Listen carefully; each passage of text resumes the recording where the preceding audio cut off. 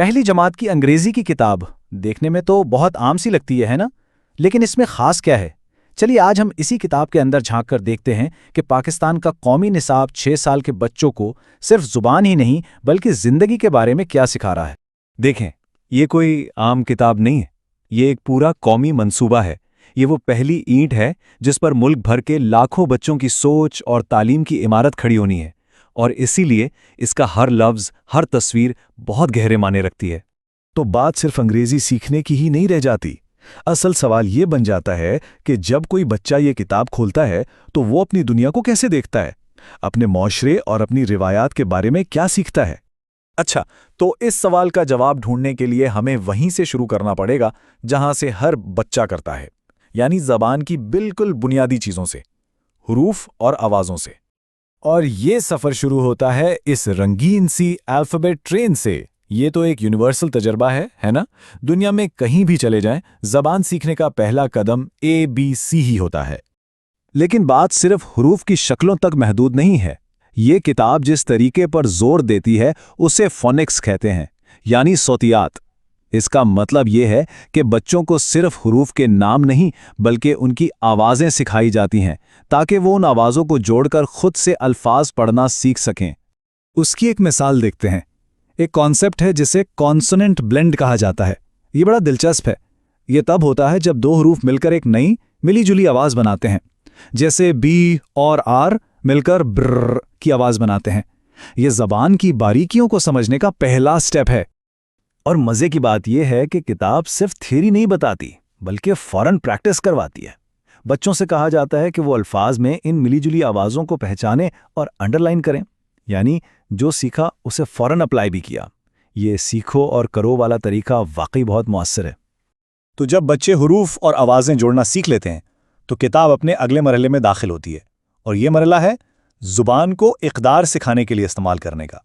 سوچنے کی بات ہے، جب کوئی بچہ پڑھنا سیکھ جائے تو ان الفاظ کو ایسے اسباق میں کیسے بدلا جائے جو اسے زندگی بھر یاد رہیں۔ اس کتاب کے پاس اس کا ایک بہت سادہ اور طاقتور جواب ہے، کہانیوں کے ذریعے۔ اور اس مقصد کے لیے کتاب ایک ایسی کلاسک کہانی چنتی ہے جسے شاید ہم سب نے بچپن میں سنا ہو۔ جی ہاں، خرگوش اور کچھوے کی مشہور کہانی۔ کہانی شروع ہوتی ہے خرگوش کے غرور سے۔ اسے اپنی تیز رفتاری پر بڑا گھمنڈ ہوتا ہے اور وہ کچھوے کی سست چال کا مذاق اڑاتا ہے۔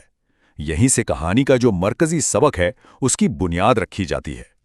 اور پھر آتا ہے کہانی کا وہ ٹرننگ پوائنٹ، خرگوش جو اپنی جیت پر اتنا پر اعتماد ہوتا ہے کہ وہ راستے میں ہی سو جاتا ہے۔ دوسری طرف کچھوا بغیر رکے آہستہ آہستہ لیکن مستقل مزاجی سے اپنی منزل کی طرف چلتا رہتا ہے۔ تو انجام کیا ہوتا ہے؟ جیت کس کی ہوتی ہے؟ تیز رفتاری کی یا ثابت قدمی کی؟ کہانی کا سبق بالکل صاف ہے، مسلسل محنت غرور پر ہمیشہ بھاری پڑتی ہے۔